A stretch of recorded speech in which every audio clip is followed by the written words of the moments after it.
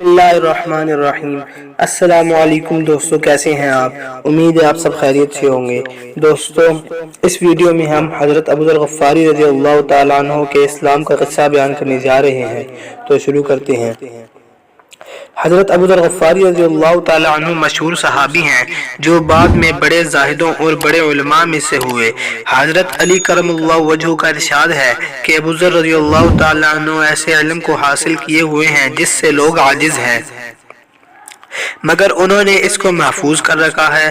جب ان کو حضور اقدس صلی اللہ علیہ وسلم کی نبوت کی پہل خبر پہنچی تو انہوں نے اپنے بھائی کو حالات کی تحقیق کے واسطے مکہ بھیجا کہ جو شخص یہ دعویٰ کرتا ہے کہ میرے پاس وحی آتی ہے اور آسمان کی خبریں آتی ہیں، اس کے حالات معلوم کرے اور اس کے کلام کو غور سے سنے۔ وہ مکہ مکرمہ آئے اور حالات معلوم کرنے کے بعد اپنے بھائی سے جا کر کہا کہ میں نے ان کو اچھی عادتوں اور عمدہ اخلاق کا حکم کرتے دیکھا ہے اور ایک ایسا کلام سنا جو نہ شعر ہے نہ کہانوں کا کلام ہے۔ ابوذر رضی اللہ تعالی عنہ کی اس مجمل بات سے تجفی نہ ہوئی تو وہ خود سامان سفر کیا اور مکہ سیدھا پہنچ گئے، مسجد حرام میں پہنچ گئے۔ حضور کو پہچانتے نہیں تھے اور کسی سے پوچھنا مصلحت کے خلاف سمجھا۔ شام تک اسی حال میں رہے۔ شام کو حضرت علی کرم اللہ وجہہ نے دیکھا کہ ایک پردیسی مسافر ہے۔ مسافروں کی، غریبوں کی، پردیسیوں کی خبرگیری، ان کی ضرورتوں کا پورا کرنا ان حضرات کی گھٹی میں پڑا ہوا ہے، اس لیے ان کو اپنے گھر لے آئے، میزبانی فرمائی، لیکن اس کے پوچھنے کی ضرورت نہ سمجھی کہ کون ہو، کیوں آئے ہو۔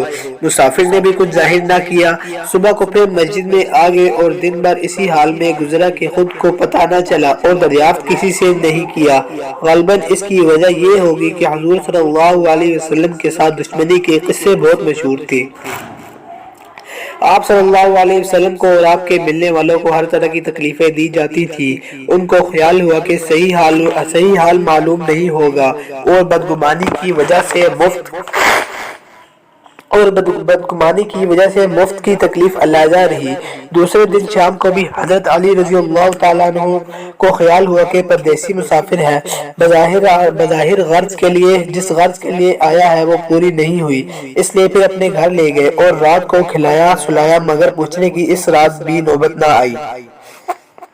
تیسرے دن بھی یہی صورتحال ہوئی تو حضرت علی رضی اللہ تعالیٰ عنہ نے دریافت کیا کہ تم کس کام سے آئے ہو، کیا غرض ہے؟ تو حضرت ابوذر رضی اللہ تعالیٰ عنہ نے اول ان کو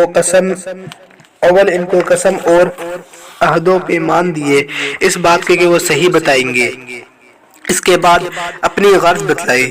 حضرت علی کرم اللہ وجہہ نے فرمایا کہ وہ بے شک اللہ کے رسول ہیں اور صبح کو جب میں جاؤں گا تو تم میرے ساتھ چلنا، میں وہاں تک پہنچا دوں گا، لیکن مخالفت کا زور ہے، اس لیے راستے میں اگر مجھے کوئی شخص ایسا ملا جس سے میرے ساتھ چلنے کی وجہ سے تم پر کوئی اندیشہ ہو تو میں پیشاب کرنے لگوں گا یا اپنا جوتا درست کرنے لگوں گا، تم سیدھے چلے چلنا، میرے ساتھ ٹھہرنا نہیں جس کی وجہ سے تمہارا میرا ساتھ ہونا معلوم نہ ہو۔ چنانچہ صبح کو حضرت علی کرم اللہ وجہہ کے پیچھے حضور صلی اللہ علیہ وسلم کی خدمت میں پہنچے۔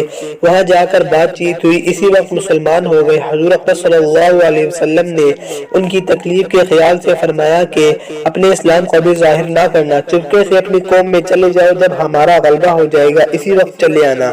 انہوں نے عرض کیا، یا رسول اللہ صلی اللہ علیہ وسلم، اس ذات کی قسم جس کے قبضے میں میری جان ہے کہ میں اس کلمہ توحید کو ان بے ایمانوں کے بیچ میں چلا کے پڑھوں گا۔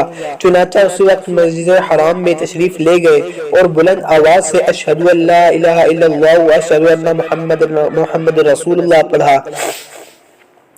پھر کیا تھا، چاروں طرف سے لوگ اٹھے اور اس قدر مارا کہ زخمی کر دیا، مرنے کے قریب ہو گئے۔ حضور صلی اللہ علیہ وسلم کے چچا حضرت عباس رضی اللہ تعالی عنہ جو اس وقت تک مسلمان بھی نہیں ہوئے تھے، ان کے اوپر بچانے کے لیے لیٹ گئے اور لوگوں سے کہا، کیا ظلم کرتے ہو؟ یہ شخص قبیلہ غفار کا ہے اور یہ قبیلہ ملک شام کے راستے میں پڑتا ہے، تمہاری تجارت وغیرہ سب ملک شام کے ساتھ ہے، اگر یہ مر گیا تو شام کا جانا آنا بند ہو جائے گا۔ اس پر لوگوں کو بھی خیال انتقال ہوا کہ ملک شام سے ساری ضرورتیں پوری ہوتی ہیں، وہاں کا راستہ بند ہو جانا مصیبت ہے، اس لیے ان کو چھوڑ دیا۔ دوسرے دن پھر اسی طرح انہوں نے جا کر بلند آواز کلمہ پڑھا اور لوگ اس کلمے کے سننے کی تاب نہ لا سکتے تھے، اس لیے ان پر ٹوٹ پڑے۔ دوسرے دن بھی حضرت عباس رضی اللہ تعالی عنہ نے اسی طرح ان کو سمجھا کر ہٹایا کہ تمہاری تجارت کا راستہ بند ہو جائے گا۔